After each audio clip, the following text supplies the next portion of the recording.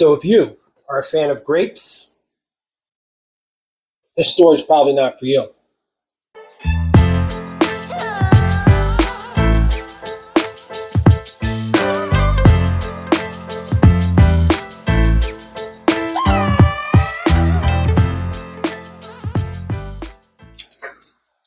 Hello, welcome to the Black and Blue Collar Reader. If you're new here, my name is Dan.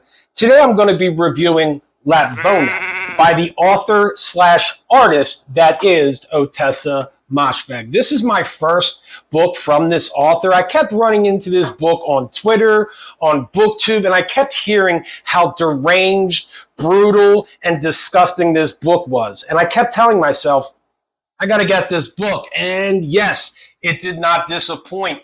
Trust me, if your gag reflex isn't built like Schwarzenegger, don't get this book. This is kind of a fairy tale-esque satire on modern day society, in my opinion.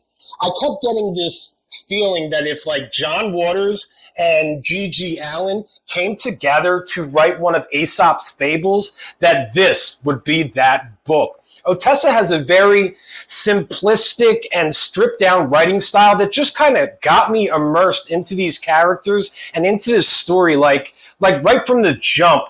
There is a scene like, yes, she does paint a brutal and disgusting photo, but there are times where sometimes her writing is absolutely beautiful. And I just enjoyed this story. I found myself like wanting to see what she had next for us, you know? At first I was like, oh man, that's disgusting, but let's see if she can outdo that in the next scene. And of course, she did at times. This book is full of body horror, sexual depravity, child abuse, abuse of power, all in one little story about a village in medieval London. This is a fictional place, and this village is run by a fool on the hill who definitely takes advantage of his subjugates. This is a third-person omniscient story.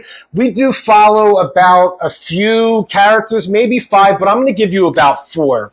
So I would say our first main character is a young boy who was born with physical deformities. His name is Merrick, and due to his life, he actually believes that God wants him to suffer, and he will self-flatulate.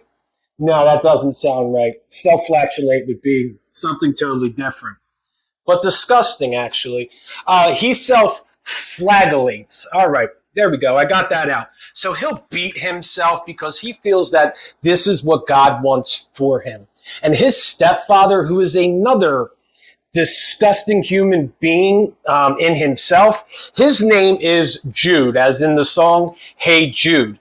And Jude is just a cruel individual who also believes that the more pain that he suffers in life, the more likely he is to ascend to heaven. Our next character is like the town witch / wet nurse, and there's a lot of suckling going on at all ages with this character. I'm gonna stop there, but she definitely has like a fantastical feel. She has this witch. You know, she was blind, she became blind after a plague in her early years, and she was sent out into the wilderness and regained her vision by suckling at her own teeth. So that's just going to give you a small dose of what you can expect in this book. Our next and final character is one of the worst characters I have ever read about in a story. His name is Villain. I mean, William, and he is the governor of this town. He is spoiled, he is misogynistic, and he is just depraved in so many different ways that I don't have that many words to describe it in my word bank. So that's where I'm going to leave it. He was an absolute nightmare to read sometimes because you really wanted something to happen to this character, and he just keeps going. He doesn't stop. At times he his town is going through famine, is going through plague, and they are starving and dehydrated, and he is redirecting the town's water supply into his own gardens to, make a pool for himself because Billiam likes to swim. Now, this character, I think this character, William, was a farcical play on a recent leader in American society. He definitely used religion as a means to coerce people for his selfish gain, such as some people use Twitter to do that without any, fact checking or anything like that. He also, he had a bunch of people around him, and if none of those people agreed or did what he wanted to for his selfish enjoyment, he would remove those people and bring someone in that would, agree with him and do whatever the hell he wanted them to do. So that's about as far as I'm going to go on that one. This story is structured throughout 4 seasons. We start this story in spring, then of course we go to summer, fall, winter, and then back to spring a little bit. This was just an easy read. It was very intriguing. I wanted to see what Ostessa had for me next. However, there seemed to be these themes subsurface around this story, and in my opinion, I don't think they truly blossomed. There was definitely symbolism going on. There is a woman in this book whose tongue was cut out, and she is subject to some brutal scenes, some rape scenes, and that just really symbolized, some of the movements that have been going on in recent modern day society, especially during the pandemic, which is when this book was written. Now, I do believe I went out there and the author really says that this isn't a political book, but you know what? That's how I took it. I took it as a very political book with, abuse of power, subverting religious texts for selfish needs, misogyny, child abuse. All these things are definitely heavily realized within this story. Now, listen, if you are, like I said, if you're, a little, light in the tummy, do not read this book.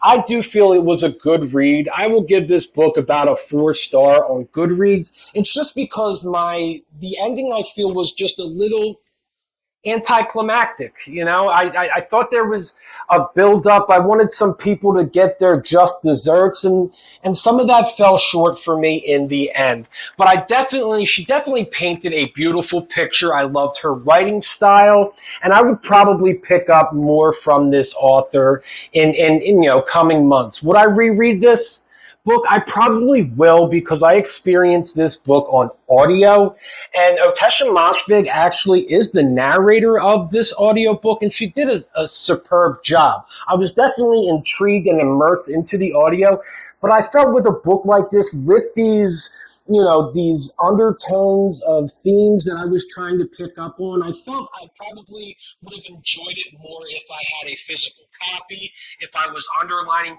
certain things, and if I could read certain passages over again throughout this story. So, hey, that's my review on Lapvona. I hope you got something out of this. If you are okay with the dirty, the nasty, the depraved, go get this book. You will not be let down, for sure. So listen, I am moving on to some other book reviews. I have some here. You might not see it. I got Uzumaki, The Blackguard, Empire of Silence, which I am almost finished with. It is excellent in my opinion. And of course, Memories of Ice. And I'm going to do this really quickly.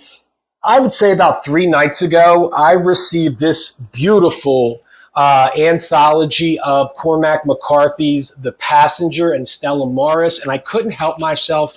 I picked it up. I read the first chapter. I woke up in the morning and I found out that we had lost an amazing author, and from what I hear, the best living author up until now. And I just want to express, how sad I am that this occurred.